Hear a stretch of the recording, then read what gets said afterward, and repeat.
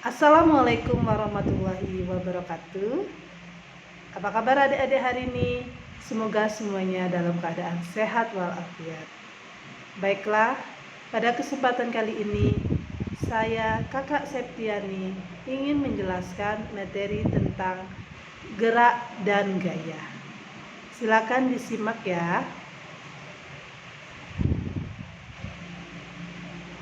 Gerak dan gaya itu adalah hal yang sering kita lakukan dalam kehidupan sehari-hari, di mana ada peta konsep yang harus kita pahami sebelum kita mengetahui gerak dan gaya.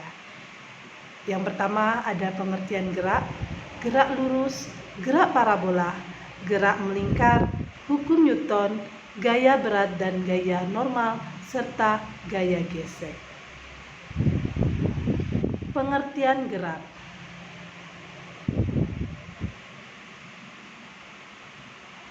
Gerak itu adalah perubahan kedudukan atau posisi suatu benda terhadap acuan tertentu. Seperti yang sering kita lakukan, makhluk hidup, manusia, hewan, dan tumbuhan telah melakukan gerak, atau yang sering kita definisikan sebagai perubahan posisi. Lalu ada juga pengertian perpindahan. Kalau perpindahan itu merupakan selisih atau selisih kedudukan akhir dan awal. Sedangkan jarak sering kita definisikan sebagai panjang lintasan yang ditempuh oleh benda dalam selang waktu tertentu. Selanjutnya, benda bergerak akibat adanya gaya yang bekerja pada benda, sehingga antara gerak dan gaya itu saling bersinambungan. Lalu adik-adik, gerak itu terbagi menjadi 3. Ada gerak lurus dan gerak parabola dan gerak melingkar. Ini adalah contoh rumus dari percepatan. Percepatan berhubungan juga dengan gerak. Gerak tadi adalah perpindahan posisi, sedangkan percepatan ini adalah perubahan kecepatan dalam selang waktu tertentu.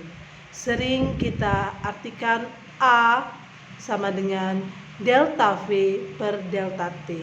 Ini dinamakan delta ya. Kalau ada seperti ini dinamakan delta. Lalu A itu disebut percepatan dengan satuannya massa per sekon kuadrat. Delta V perubahan kecepatan dengan satuan meter per sekon. Delta T adalah selang waktu dan satuannya adalah sekon. Lalu di dalam percepatan juga kita sering menyinggung hukum 2 Newton, di mana hukum 2 Newton sering dirumuskan dengan sigma F M dikali G. Ini M dikali A atau dikalikan dengan percepatan. Ada delta F itu gaya total yang bekerja pada benda, satuannya Newton. M itu massa benda, satuannya kilogram, dengan A adalah percepatan, satuannya massa per sekon kuadrat. Selanjutnya, gerak lurus. Gerak lurus dapat dibedakan menjadi 2, yaitu gerak lurus beraturan dan gerak lurus berubah beraturan. Gerak lurus beraturan itu sering disingkat dengan GLB, gerak lurus beraturan, di mana kecepatannya konstan dan percepatannya 0. Seperti contohnya mobil berhenti atau mobil yang sedang berjalan dengan kelajuan yang konstan, artinya tidak ada perubahan maupun percepatan maupun perlambatan. Persamaan yang berlaku pada GLB adalah V sama dengan X min X0 per delta T, di mana V itu adalah kecepatan, satuannya massa per sekon, X adalah perubahan posisi yang kedua, dan X0 adalah perubahan jarak awal, dan delta T itu adalah perubahan waktu. Selanjutnya ini adalah grafik gerak lurus beraturan, di mana kalau GLB mempunyai mempunyai grafik yang konstan. Dia tidak ada penurunan maupun kenaikan yang signifikan antara jarak dan waktunya. Lalu untuk grafik dari GLB kita bisa lihat antara grafik V tadi adalah kecepatan, T itu adalah waktu. Lalu juga GLB. Tadi kita sudah tahu GLB adalah gerak lurus berubah beraturan. GLBB itu ciri-cirinya adalah kecepatannya berubah. Ya, seperti kita naik mobil ya, naik motor, kecepatannya pasti berubah-ubah. Karena nanti digas, direm, itu dinamakan GLBB. GLBB mempunyai percepatan yang konstan, di mana ada 3 persamaan yang perlu kalian ketahui, tetapi jangan terlalu pusing karena kalau kita melihat rumus akan mudah ya. Kalau kita mengetahui itu satuannya apa ya, kita akan lebih mudah. Di mana persamaan yang berlaku adalah X sama dengan V0T ditambah setengah AT kuadrat. Dan yang kedua V sama dengan V0 plus AT. Dan yang ketiga V kuadrat sama dengan V0 kuadrat plus 2AX. Di mana X adalah posisi benda, V0 adalah kecepatan awal benda, T adalah waktu, A adalah percepatan, dan satuannya meter per sekon kuadrat. Ini untuk GLBB itu sangat mudah ya adik-adik, jangan perlu khawatir, nanti kakak akan menjelaskan bagaimana cara mengerjakan soal apabila diketahui X-nya berapa, V-nya berapa, dan semua itu harus kita pelajari, kita mengerti, tidak perlu dihafal, tetapi harus kita mengetahui. Oh, V0 itu adalah kecepatan awal, maka kita berikan tanda V0 kuat. V0. T itu waktu, time, satuannya sekon. Seperti itu juga A. A itu adalah percepatan, satuannya meter per sekon kuadrat. Seperti itu. Ini adalah grafik gerak lurus berubah beraturan. Mengapa seperti demikian? Karena grafik ini menunjukkan antara S dan T, di mana kalau GLB tadi akan konstan apabila akan konstan 4, 4, 3, 3, dan grafiknya naiknya signifikan sama. Kalau GLBB dia berubah ya, karena ada perlambatan, ada percepatan yang berubah-ubah. Lalu, bisa lihat juga di grafik antara V dan T. Dan ini juga bisa dilihat dari grafik A ke T. Selanjutnya ada yang ketiga, gerak parabola. Gerak parabola di titik puncak kecepatan V adalah Vx sama dengan V cos theta, di mana T itu adalah waktu, V0 sin theta per G, dan waktu sampai ke tanah kembali adalah 2T. Di mana kalau di titik puncak artinya parabola, seperti kita melemparkan bola basket ke ring bola. Itu contoh dari gerak parabola ya. Jadi rumusnya itu ada Vx itu kecepatan terhadap titik ke atas, V cos theta. Cos itu adalah sami samping miring ya. Sin itu adalah demi depan miring, seperti itu. Ini koordinator di titik puncak. Selanjutnya yaitu gerak melingkar. Gerak melingkar adalah gerak benda pada lintasan yang berbentuk lingkaran, di mana perpindahan sudut adalah theta sama dengan S per R, dengan S adalah perubahan benda, dan percepatan sentripetal dengan arah selalu menuju pusat lingkaran, di mana ASP sama dengan V kuadrat per R, dengan V adalah kecepatan linier benda. Ini adalah hubungan gerak rotasi.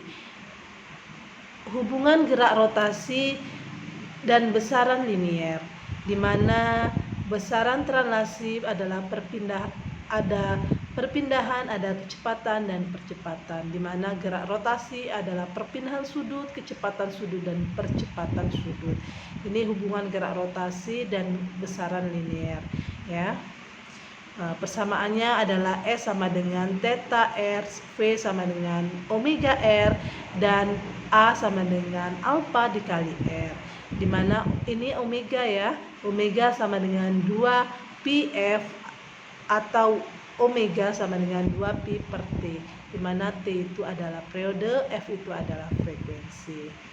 Itu lebih lanjut nanti kita bahas di dalam contoh soal. Hubungan antar roda. Hubungan antar roda sepusat dengan omega 1 sama dengan omega 2. V1 per R1 sama dengan V2 per R2. Bersinggungan. Nah, bersinggungan dihubungkan dengan tali. Di mana rumusnya adalah V1 sama dengan V2, omega 1 dikali R1 dan omega 2 dikali R2, seperti itu. Nah, hukum Newton. Ini tadi hukum 2 Newton sudah kita singgung, sigma F sama dengan M kali A. Sedangkan kalau hukum 1 Newton, benda yang diam cenderung akan tetap diam, dan benda yang bergerak akan cenderung tetap bergerak dengan kecepatan tetap jika tidak ada gaya luar yang bekerja pada benda tersebut. Ini adalah materi tentang gaya. Tadi gerak kita sudah pelajari, ada 4 gerak ya. Sekarang kita hukum Newton atau gaya ya. Sering dalam kehidupan sehari-hari kita sebut dengan gaya. Jadi kalau hukum 1 Newton itu dikenal dengan hukum konstan atau sigma F sama dengan 0. Benda diam akan tetap diam dan benda yang bergerak akan cenderung bergerak. Kecepatannya tetap jika tidak ada gaya yang bekerja. Ini yang kedua, hukum 2 Newton, di mana hukum 2 Newton itu adalah percepatan yang dihasilkan dari resultan gaya berbanding lurus dengan gaya, dan resultan gaya berbanding terbalik dengan massa. Ini maksudnya sigma F berbanding lurus dengan gaya dan searah dengan resultan gayanya, dan berbanding terbalik dengan massanya. Ini hukum 2. Hukum 3 Newton, sigma F aksi sama dengan sigma F reaksi. Artinya apa? Jika benda satu menggerakkan gaya aksi kepada benda 2, maka benda 2 akan memberikan gaya reaksi pada benda 2 yang sama besar namun berlawanan arah. Nah, gaya berat dan gaya normal. Gaya berat adalah W sama dengan M kali G ya. Gaya berat dipengaruhi oleh gaya gravitasi bumi, di mana yang bekerja pada suatu benda dengan arah selalu menuju pusat benda. Nah, ini seperti ini contohnya. W, gaya yang bekerja ke bawah itu dinamakan W atau gaya berat. Nah, seperti ini juga.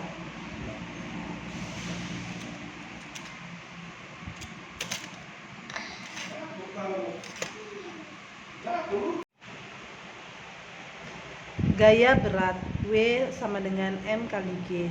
Dimana gaya berat itu disimbolkan dengan W, kalau ke bawah itu W, dipengaruhi oleh gaya gravitasi G ya, dan ada M-nya, ada massanya.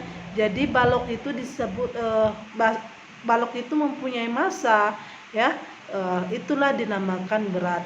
Selama ini penafsiran kita selalu salah, dimana kalau kita berbelanja atau mengatakan bahwa suatu benda itu adalah berat, misalnya beli gula sekilo, padahal itu bukan berat yang kita sebut adalah massa, karena kalau berat itu W dan satuannya bukan kilogram, satuannya ke joule ya.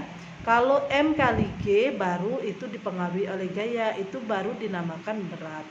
Selama ini penafsiran kita bahwasanya massa itu kita mengatakan berat, padahal sebenarnya yang benar massa itu ya kalau benda-benda yang sering kita beli itu kita sebut sebenarnya massa, bukan berat. Nah, ini seperti ini. Terus gaya normal. Gaya normal itu sering disebut N, gaya yang arahnya tegak lurus, benda sentuh dan hanya bekerja jika dua benda bersentuhan. Besarnya gaya normal adalah sebagai berikut, ada 3 ya.